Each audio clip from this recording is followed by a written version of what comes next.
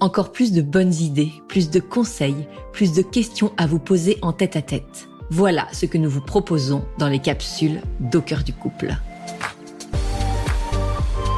Tous les 15 jours, retrouvez l'une de nous ou l'un de nos experts pendant 20 minutes pour vous parler d'un sujet qui vous touche, qui vous préoccupe, sur lequel vous désirez avancer. Parentalité, sexualité, psychologie, bien-être, tous ces domaines qui impactent notre équilibre amoureux. Parce que nous souhaitons vous aider à être de plus en plus acteurs de votre couple et que nous croyons fermement que sans l'implication de chacun, un couple ne peut s'épanouir, nous sommes heureuses de vous embarquer dans cette capsule d'Au cœur du couple.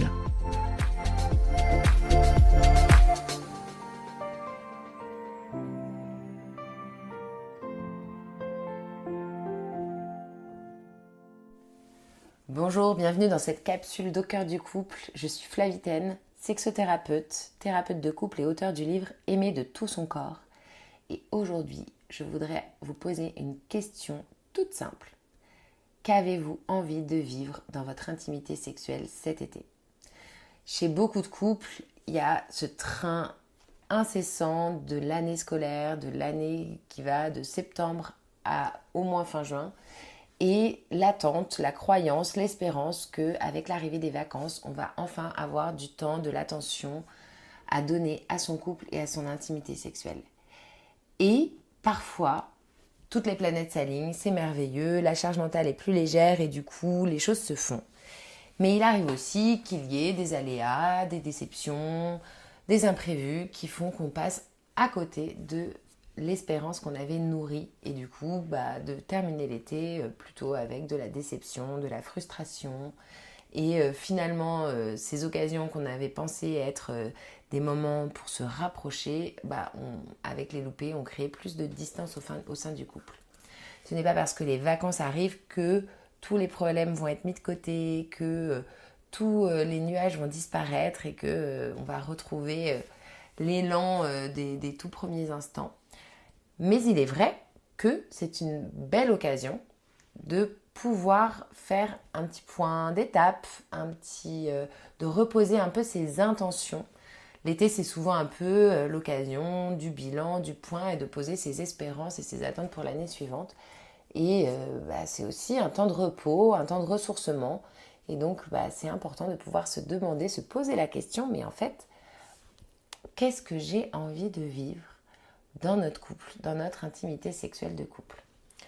Peut-être que dans un premier temps, cette question, elle peut être bonne de se poser seule, plutôt que de tout de suite aborder cette discussion à deux en se disant mais en fait qu'est-ce que nous avons envie de vivre ensemble cet été ?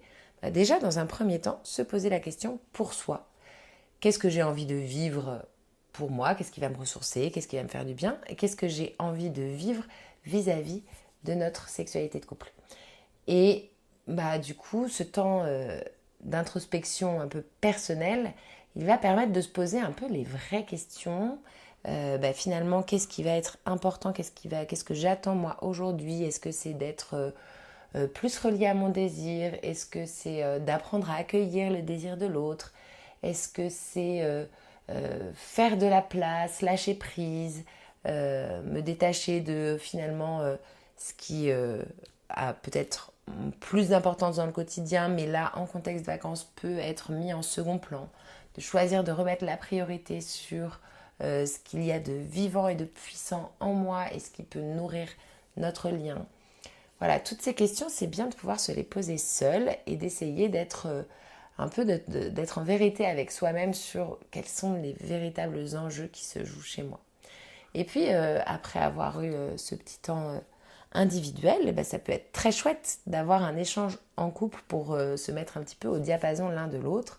Et il est probable que vos intentions, vos attentes ne soient pas exactement les mêmes et c'est ok. Et c'est pour ça que c'est très important de pouvoir dans cet échange s'écouter.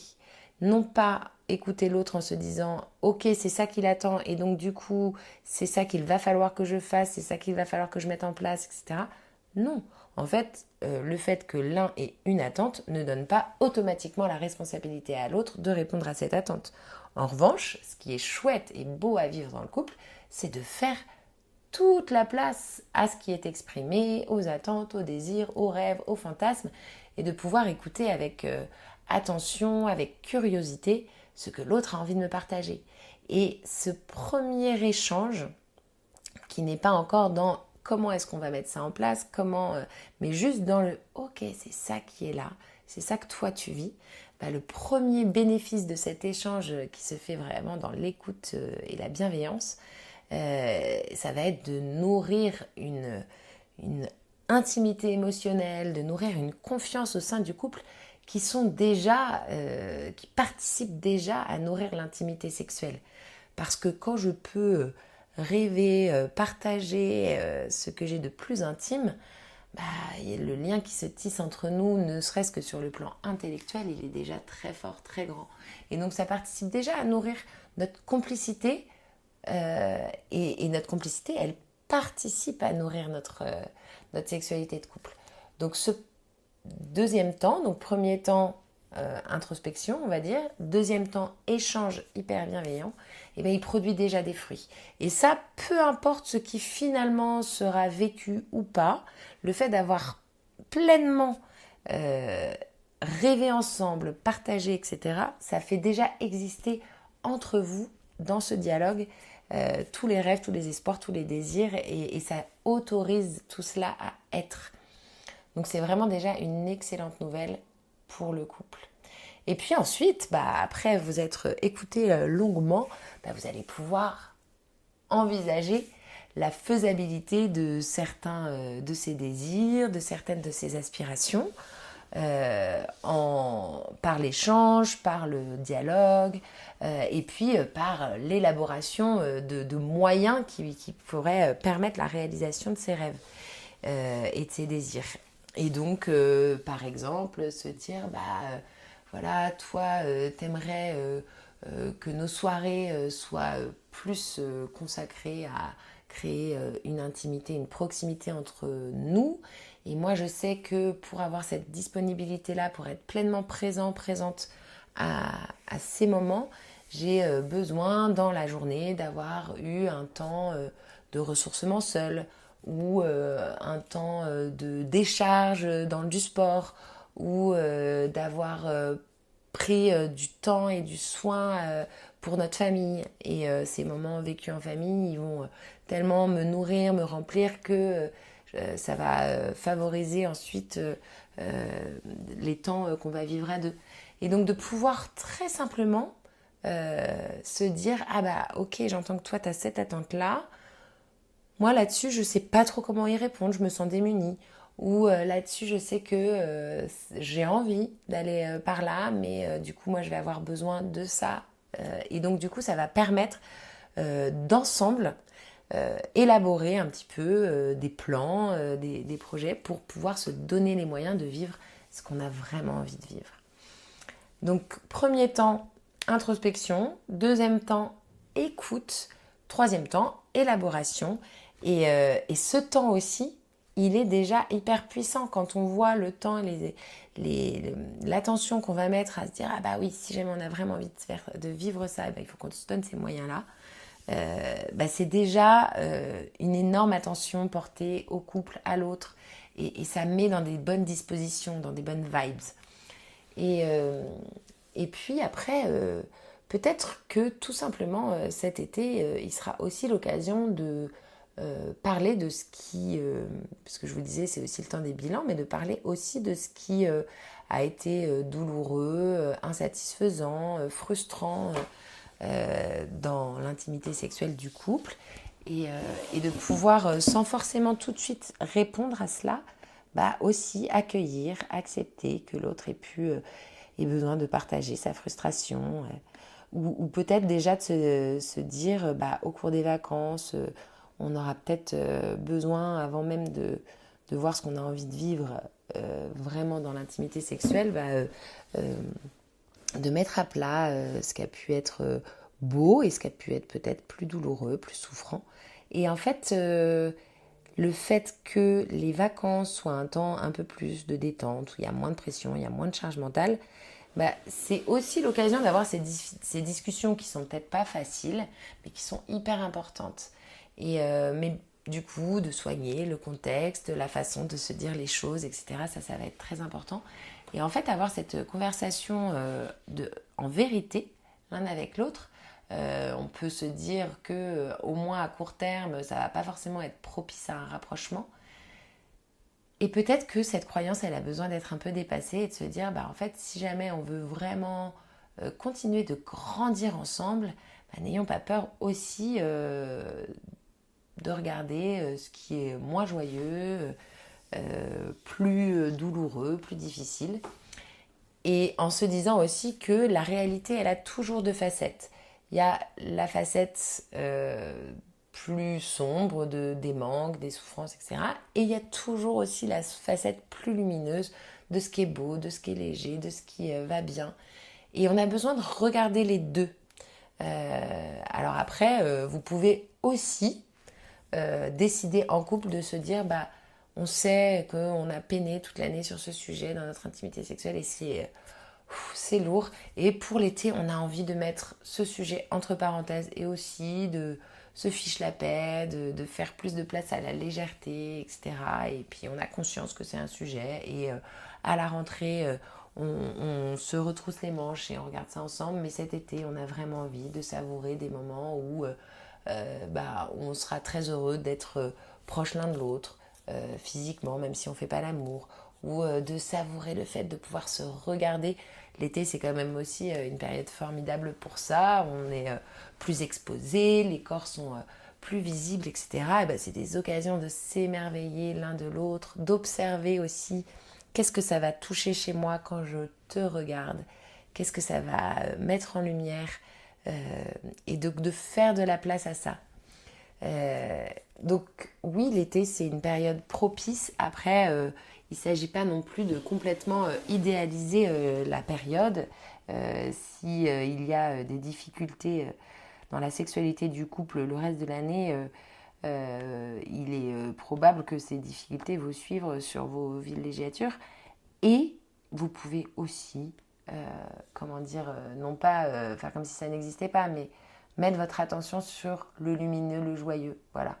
Ou acter que ah oui, ça c'est vraiment pénible. Et du coup, nous, ce qu'on peut vivre ensemble, c'est ça. Et ce qui nous fait du bien et ce qui nous rapproche, c'est ça. Voilà, se poser la question, en fait, qu'est-ce qui va nourrir notre lien? Qu'est-ce qui va créer plus de liens et plus d'amour entre nous, dans notre façon d'être en relation, dans la façon dont nos corps peuvent se manifester leur amour. Et ça, ça peut s'incarner de plein de façons. Et peut-être que c'est aussi l'occasion de revisiter des croyances, des idées un peu préconçues sur quand on s'aime et que on est attiré l'un par l'autre, on devrait avoir envie de faire l'amour tout le temps. Quand c'est les vacances, il faudrait avoir des relations sexuelles hyper fréquentes. En fait, ce qui va compter, c'est vraiment l'attention, l'intention, la conscience que vous allez mettre sur ce sujet.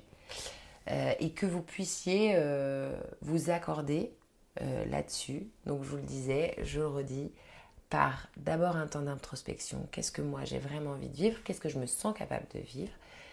Comment je peux te le partager? Écouter ce que toi tu as à me partager et comment ensemble on va élaborer quelque chose qui nous mette en joie. Et c'est pas un scénario, c'est pas un script. Et si on ne tient pas le script, ça ne va pas, quoi. C'est plus une feuille de route qui nous ramène à ce qu'il y a vraiment au fond de nous et ce qui va être source de lien entre nous. Et donc si on n'arrive pas, entre guillemets, à mettre en place les moyens sur lesquels on s'était accordé, etc., de pouvoir se le dire, non pas sur le ton du reproche ou du découragement, de se dire « Ah tiens, là... je vois que la semaine est passée et on s'était dit qu'on prendrait au moins une soirée où ce soit vraiment juste nous au cœur du sujet, où on soit proche l'un de l'autre.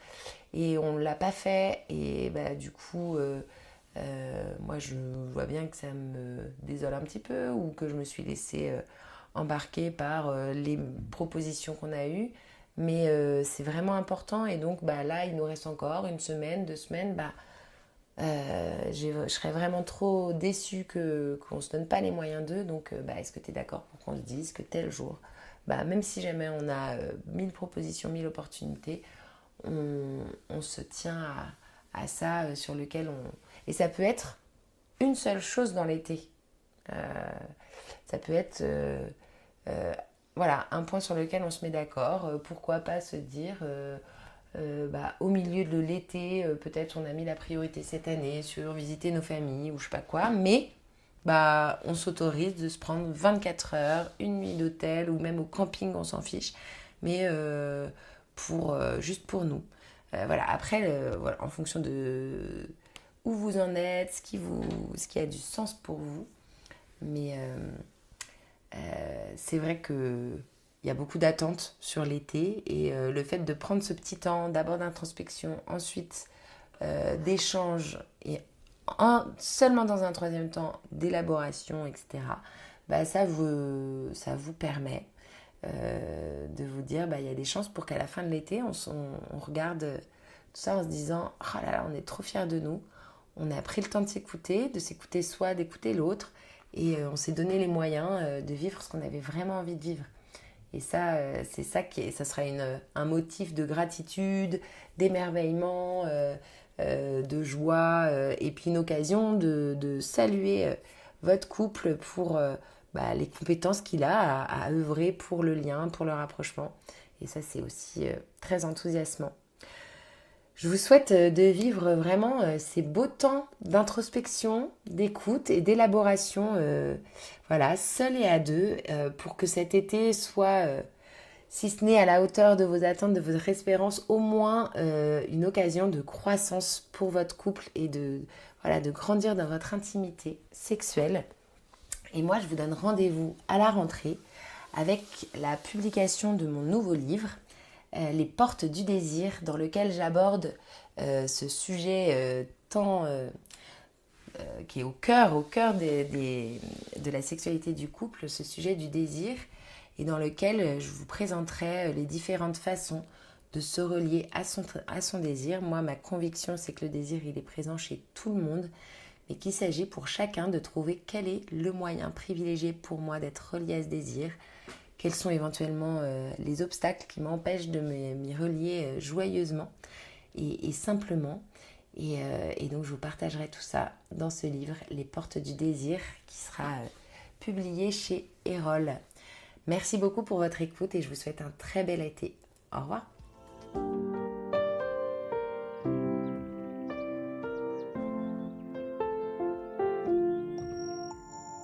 Si vous aussi vous rencontrez des difficultés dans votre vie de couple, venez nous en parler. Laissez-nous un message sur aucoeurducouplepodcast@gmail.com ou via Instagram sur la page Au cœur du couple. Nous sommes là pour vous. Merci pour votre écoute et n'hésitez pas à vous abonner, à partager et à nous mettre des étoiles. Et n'oubliez pas, vous êtes les premiers acteurs de votre couple.